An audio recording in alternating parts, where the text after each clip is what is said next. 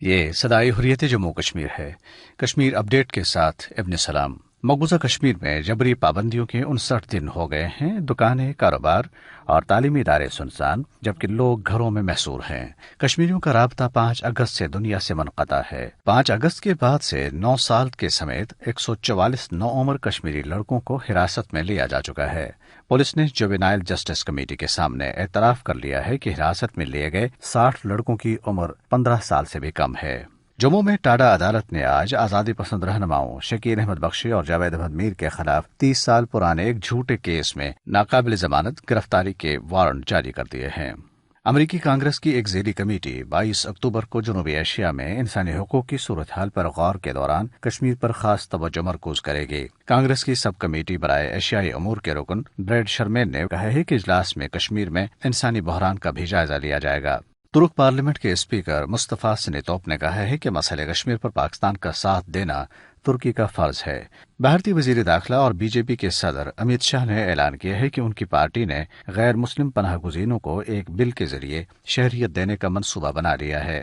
دنیا میں on line مواد ہٹانے کی سب سے زیادہ درخواستیں دینے والا ملک بھارت ہے۔ برطانوی تحقیقاتی ادارے کمپیریٹیک کی رپورٹ میں کہا گیا ہے کہ بھارت نے گزشتہ 10 برسوں کے دوران اس مقصد کی خاطر 77,620 درخواستیں دی ہیں۔ اپ ڈیٹ ختم ہوا۔ مقبوضہ کشمیر میں بھارتی قابض افواج کے 2 ماہ سے جاری محاصرے اور لاک ڈاؤن کی وجہ سے خواتین اور بچوں سمیت ہر طبقے فکر کے لوگ متاثر ہوئے ہیں۔ اس حوالے سے سنتے ہیں کشمیر تحریک خواتین کی جنرل سیکرٹری مسز شمیم شال کی گفتگو۔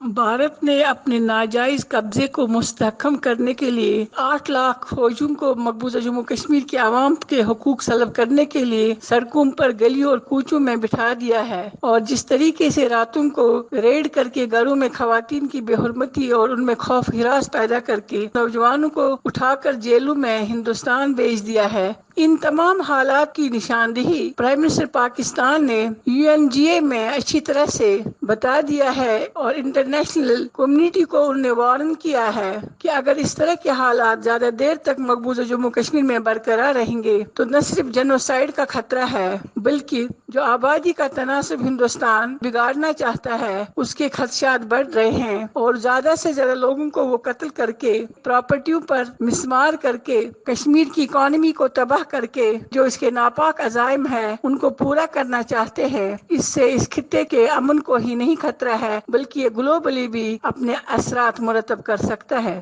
مقبوضہ کشمیر میں بھارتی قابض افواج کے مظالم کو روکنے کے لیے اقوام عالم کی طرف سے مداخلت ناگزیر ہو چکی ہے، اس لیے کسی انسانی المیہ کے جنم لینے سے قبل عالمی برادری کو آگے آنا چاہیے۔